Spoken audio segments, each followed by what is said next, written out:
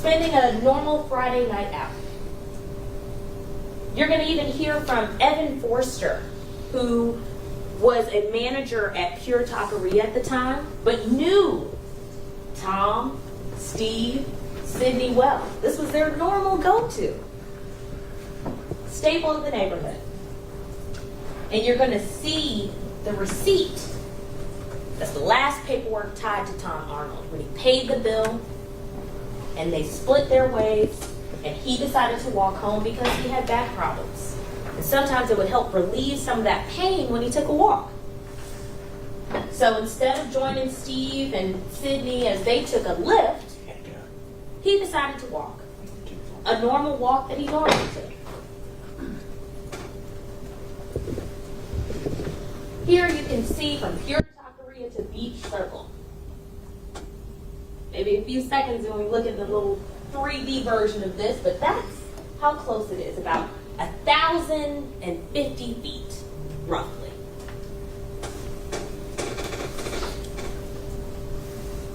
But that's where the crime that these defendants want you to forget occurred. See, minutes after we see on video surveillance Tom Arnold walking down Elizabeth Street, crossing over Bernina, and heading onto that BeltLine, he goes out of view. We don't have any camera footage of Beach Circle. But it's minutes after we see that a different Ring camera in the neighborhood catches a single shot. A booming shot. But there were no police. There was nobody who ran to the scene. This is a Friday night in Inman Park. So you're going to hear from Jacqueline Garner and Rachel Whitlock, who were taking a normal jog on Saturday morning right there on the BeltLine. And that is when, to the side, they see a gentleman who they can't tell if he's unconscious, if it's from a late Friday night, or if something more sinister has occurred. So you'll hear the 911 call. You'll hear them frantically running about, trying to flag down an officer, Officer Kyle King. And you'll see that at that point in time, no one is sure what happened. But he's quickly able to assess that this indeed looks like a homicide. He follows protocol and raises for homicide, and that is where the APD, Atlanta Police Department, response begins that morning. What remembers what they want you to forget? You'll see a lot of video surveillance footage throughout the course of this trial. They serve as breadcrumbs that led to our final destination. See, there's video surveillance, as we discussed, from Hampton and Hudson, showing Mr. Arnold earlier in the night. But at the same time, as he's enjoying that night out with friends, you'll see video surveillance from the street, right around Elizabeth and Bernina where they meet. You'll see a vehicle parked on the side. That vehicle has been parked there all day and into the night. But that evening, 3 individuals who were not the person who parked that car earlier go up to the vehicle, enter the vehicle, get in, get out, get in, go around, pop the trunk, look around, then head out. You'll then follow those individuals up Elizabeth Street to the corner right where Pure Taqueria is. You'll see them head down North Highland Avenue. As they walk past, still those same 3 notable clothing, you see them pass down, heading up North Highland, and then make a little cut. It's a side street, right where North Highland Steel Apartments is located. Additional surveillance footage. You see those 3 individuals who did not visit North Highland Steel at any other point during that day pass by the front door. You'll see one of those individuals try to work his way inside, But once it's unsuccessful, they head back down that street, headed back towards Bernina. We have a back camera. You'll see that footage.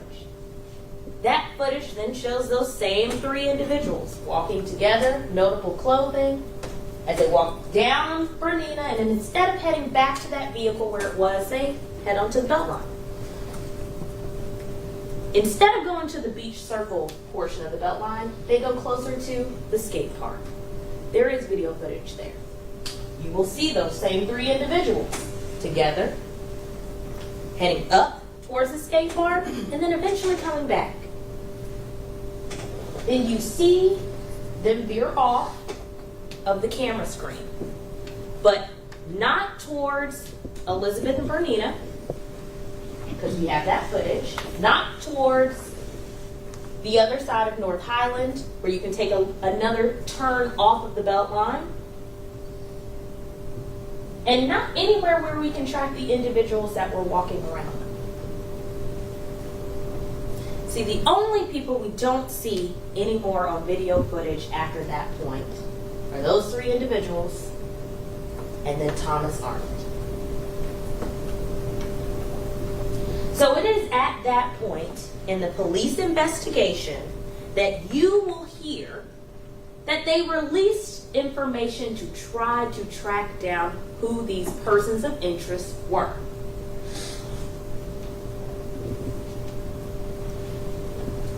These persons of interest that we see in the vehicle, that we see them walking up towards North Highland, that we see headed towards the skate park on the BeltLine, and that we last see headed on the BeltLine towards the beach circle.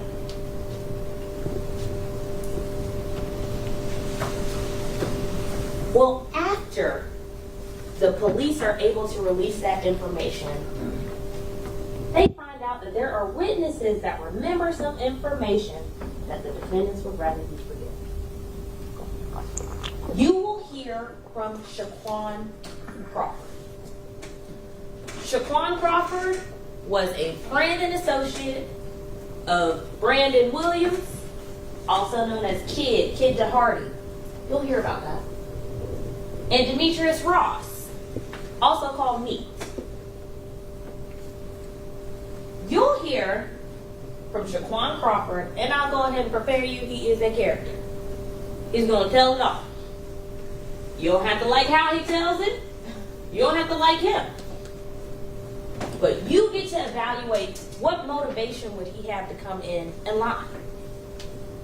What motivation would he have to come forward at all? Because the police only had a photo and persons of interest. But you will hear from Mr. Crawford that Mr. Brandon Williams did indeed admit to the homicide of Thomas Arnold, using the term dome capped.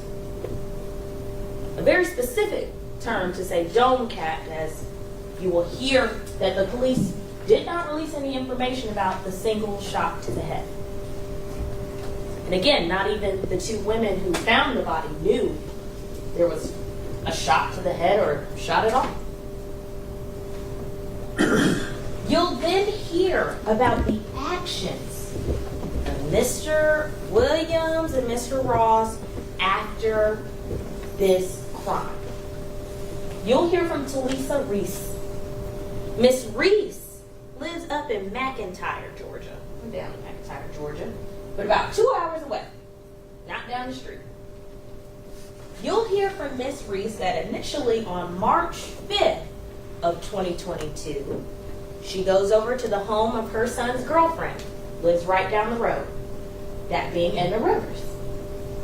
But she's surprised when she walks into that home and sees an individual who she identifies as Brandon Williams, comfortable, not saying much, and not explaining why he's in the home that she deems is belonging to her son, Miss Rivers' new boyfriend. You will hear that she says, I don't know what's going on here, but you gotta get out. And at that point, she says, where do you want to go? You're going to have to get in this car and get out of here. And she takes him to a different county, drops him off. But again, this is March 5th, 2022. It is then on March 11th, 2022, that Miss Rivers begins receiving messages. In those messages from Mr. Williams is a screenshot of that very APD release with the photo of those individuals and a request for information on those persons of interest. And you'll hear about the nature of that conversation. But most notably is the date, because that was the same day that that APD release was made. You will hear from Mr. Crawford, that's Meat in that photo, Demetrius Ross, that's Brandon Williams in that photo, also known as Kid. You'll hear from Ms. Rivers. Brandon said, that's me and my brother, identifying himself in that photo. But you'll also hear about another individual called Taylor. There were 3 persons of interest in connection with the man found on the BeltLine. Now, 2 of those individuals we will prove beyond a reasonable doubt sitting here today. But you'll hear about the investigation on the 3rd. See, not only was there an Atlanta Police Department investigation, they met with witnesses, they talked, they pulled phone records, the surveillance footage. You'll also hear about GBI testing. There were many items sent to the Georgia Bureau of Investigation, hoping that there could be some DNA, some forensics, some fibers found, but unfortunately, they did not yield positive results. This isn't Law and Order, it's real life. But you'll get to hear from the experts as to why that can occur, how often it may occur, and that the due diligence was done either way. But you'll also hear about an investigation into that 3rd individual, Tabu. And that initially, that investigation led to an individual called Malik Williams. And you will hear that that initial investigation was not correct. Through additions by the DA's office here, they were able to look at phone records, see who is tied to the scene, who is not, to interview alibi witnesses, to see if Mr. Malik Williams was even in Atlanta at the time. And when that due diligence was done, the conclusion was met that Malik Williams was not Tabu, and he was cleared. Because that's what the process should do. The process is not just to get someone, the process is to get it right. And this is a case where you get to see that they got it right. See, the phone records and the phone numbers tied to Mr. Williams and Mr. Ross yielded positive results, showing their phones pinging off towers in that Beach Circle area at the time of Mr. Arnold's murder. That also was the same evidence that was able to exonerate Malik Williams. It's a thorough investigation. There's nothing to hide there.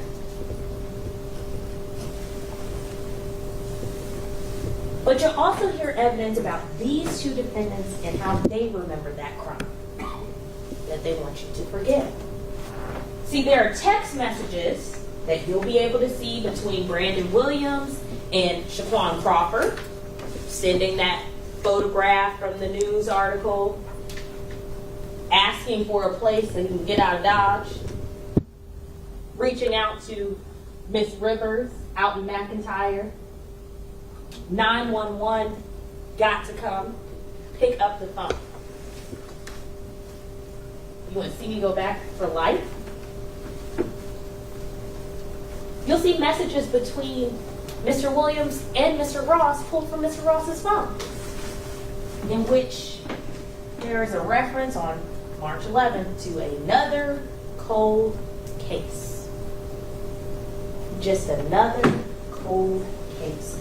The same phone that produced a photo of Mr. Arnold that was in the search history, as well as that same news release. It is the conduct of Mr. Williams and Mr. Ross before, during, and after that you will see during the course of this trial, during the evidence presented, that shows that they committed the murder of Mr. Arnold as parties to a crime, and they are guilty of each and every count. They are together on the video before the shooting. They are together and last seen together right before they head off camera towards that beach circle area. They communicate with each other right after the news release about another cold case, about cut your location off, and our secret spot, Plan B.